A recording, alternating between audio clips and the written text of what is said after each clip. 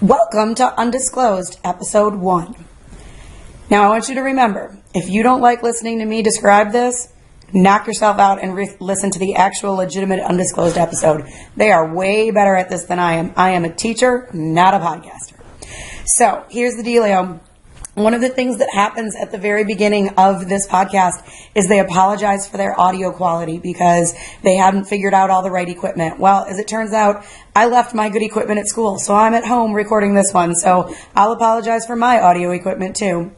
So in the beginning, we're introduced to the three podcasters who are working on this new podcast. They're Rabia Chaudhry, who we already know from Serial. Remember, she's the older sister of Adnan's best friend, as well as Susan Simpson and Colin Miller. Remember, Rabia is an attorney, and she's also a national security fellow. Susan is an associate attorney in Washington, D.C., and Colin is an associate dean and professor at the University of South Carolina School of Law. All three of them are bloggers, and if you want to find their blogs, they're really easily Googleable. Now, at the beginning of every episode of Undisclosed, they run through all of those credentials. I'm not going to do that. This is the one time I'm going to do it. All right, so they're really clear at the beginning that this is not Serial Part 2 and that they're not involved with the makers of Serial at all. Rabia acknowledges that she has been an advocate of Adnan for a long time because he is the best friend of her younger brother. She's really skeptical about the state's case, but she also knows that she's biased. So she brought in Susan Simpson and Colin Miller because they're bloggers who were writing about Serial, and she wanted someone to come in and look at the data to sort of keep her in check. She turned over all the files she had, and she asked them to look at them, and this podcast is a result of their investigation. Finally, Rabia clarifies that this is not going to be the beautifully crafted narrative that Serial was. It's going to be nitty-gritty and detailed and a very deep dive into the forensic evidence. And that is, of course, what we've all been so anxious to get to. And, of course, the Miss Gnant version of this podcast is going to be an even less beautifully crafted narrative, but it is what it is. Again, if you want to go back and listen to the full-length episode, knock yourselves out. So Susan and Colin introduce themselves, and that's at about the 6-minute mark if you're interested in going back to listen to more information about who they are and how they got into this. So this episode is called Adnan's Day. And they say there's a misperception that Adnan remembers absolutely nothing of what happened that day. And the truth is he remembered some, just not all of the day. There are documents that can be pulled together to help reconstruct that day, and this is what the episode covers. So 2 witnesses recall seeing Adnan either at the end of school or immediately afterward. Becky, who was with Aisha and a few other friends, saw him outside the guidance counselor's office and remembers Hay telling Adnan, "I can't take you," and Adnan saying, "Okay, I'll just ask someone else." In the way the questioning went in court, though, it sounded like Hay told Becky that she had something else to do after school, but it wasn't really clear if Adnan was part of that conversation. The other person we have a statement from was Aisha, who was called as a witness for the prosecution. She said she saw Hay talking to Adnan after school. The prosecution took this alone and interpreted it as confirmation that the ride actually happened. They made the plan for a ride, they talked to each other after school, she gave him a ride, and then the murder happened. Unfortunately, the report of Aisha's interview with police was really, really brief, and it wasn't written until 2.5 weeks after the interview took place. It says that Aisha saw Hay that afternoon at 2:15 p.m., and Hay was in good spirits and didn't mention any problems.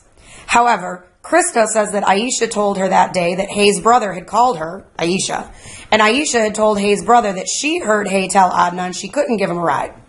So Krista basically confirms that Aisha knew Hay hadn't given Adnan a ride, but that information was never shared with the jury. The problem, of course, is that the defense didn't ask these witnesses about this information either. We don't know why, but it could have to do with the unpredictability of witness information. They didn't know what the answer was going to be, so they just didn't ask. For example, we have Debbie and Asia. On March 26th, Debbie gave a statement to detectives where she recalled seeing Adnan after school on January 13th. She said she recalled seeing Adnan at about 2:45 p.m. outside the guidance counselor's office. She remembered that he had his gym bag and was going to track practice. She also said she saw Hay between 2:45 and 3:15 p.m. However, by the time they got to trial, the prosecution completely took Debbie out of their timeline. They never used these statements to police because, remember, they set the murder at 2:36 p.m. in the Best Buy parking lot.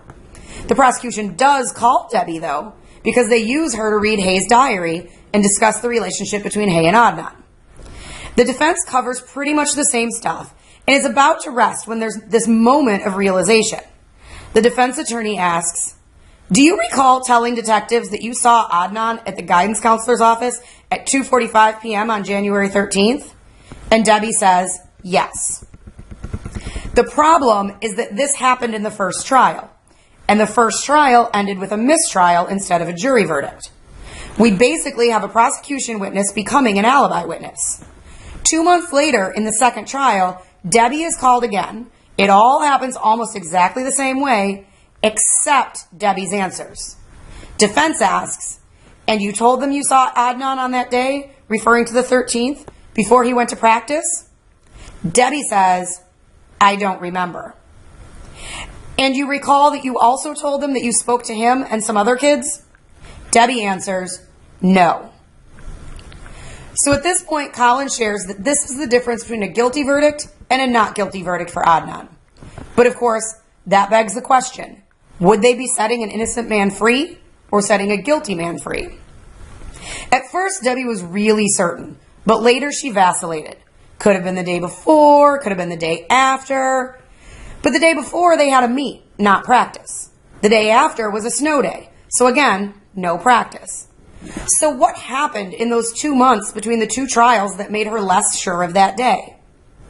It seems like what Adnan remembers of the school day pretty much matches up with other witness statements, so that when he says he was in school, he was in school. That takes us to 2:15. Adnan says that in general, what he would do between school and practice is just kind of hang around various places at school, hanging out with friends, checking email, that kind of stuff. There was no texting at the time, so email was the thing that people did. But when they got to trial, he had no way of verifying for sure what he was doing. We know that Asia says she saw Adnan at the library. That's the basis of his current appeal. He says that he had ineffective assistance of counsel because his defense attorney never questioned Asia.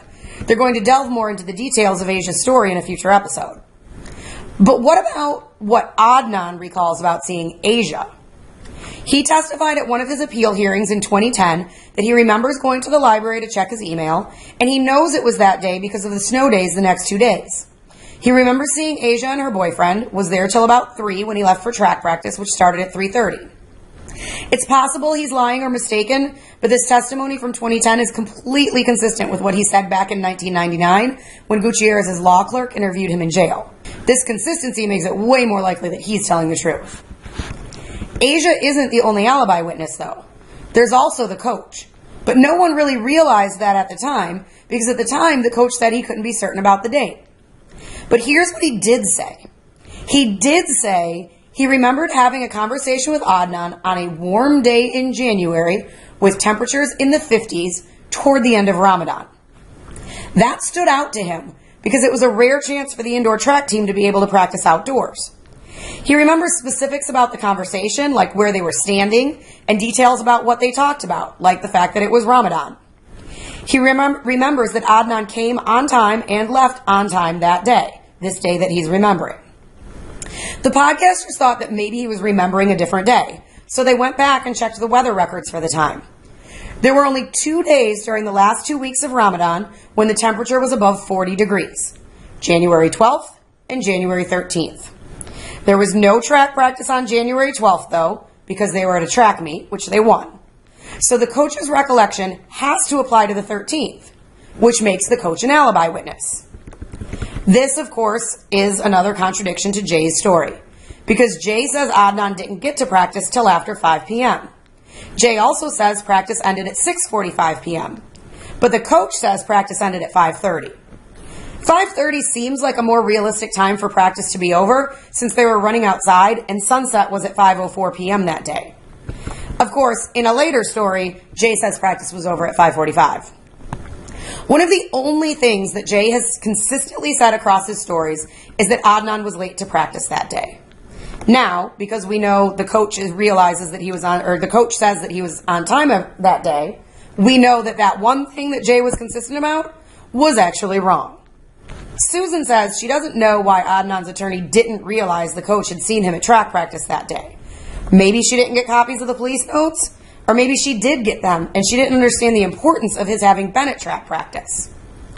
Adnan's memories about that day are a lot less clear. One reason for that might be that Adnan and his attorneys didn't even know until 9 months later that stuff after 4 or 5 p.m. might be relevant. Adnan only remembers going to Kathy's house one time ever.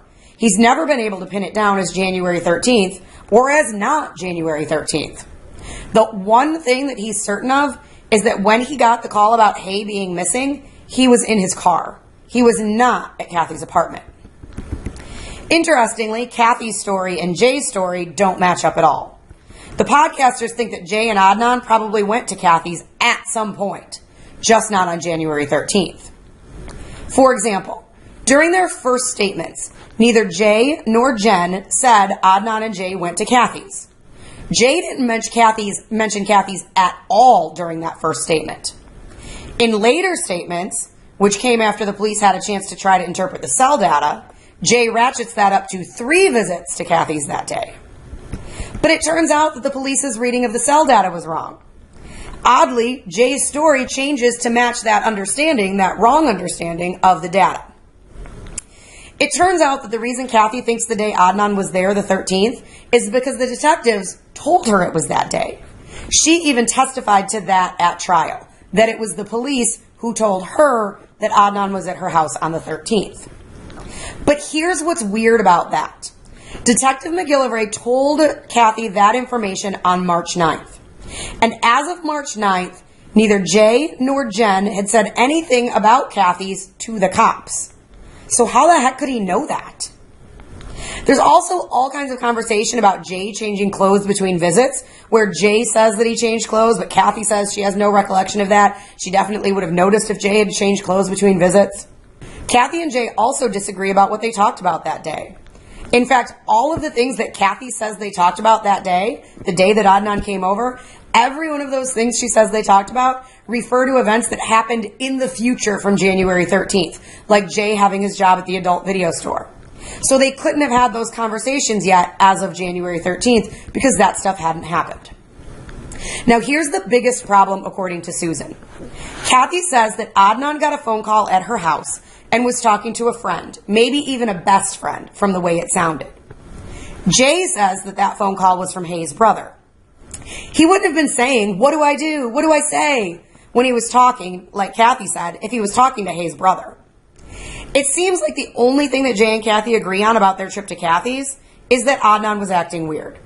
In multiple interviews, including recently in an Intercept interview, a magazine interview, Jay somehow only associates Adnan acting weird with some weed that he'd given him to smoke. So he says he was acting really weird because I'd given him this weed to smoke.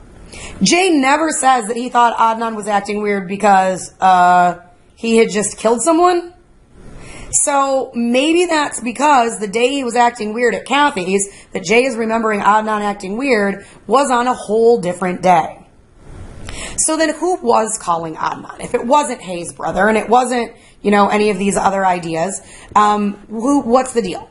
Well, there were 3 calls that came in during the time that Adnan was supposedly at Kathy's. They came in at 6:07, 6:09, and 6:24 p.m. Generally, people are assuming that the last call was the call from Officer Adcock.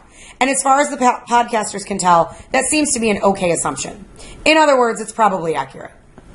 Fun fact, in his first interview, Jay only recalls there being 1 call, which he said was from the cops.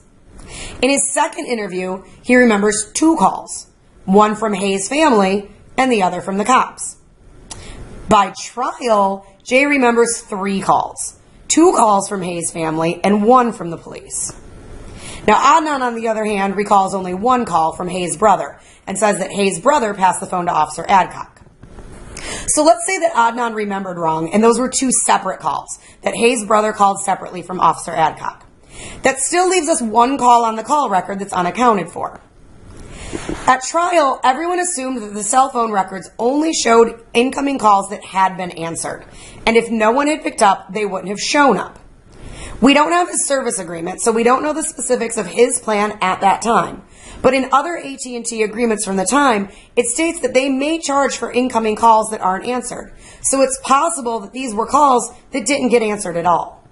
Now remember Krista? She still has her phone records from that time. So we know that she called and left a message for Adnan somewhere around 6 p.m., probably either the 6:07 or the 6:09 call. And then when he didn't answer, she got worried. So she called him back about an hour later. That means that Krista was one of the 2 Lincoln Park calls. And on that note, Colin teases us with what we'll hear next week, which is what we know so far about Hayes Day on January 13th.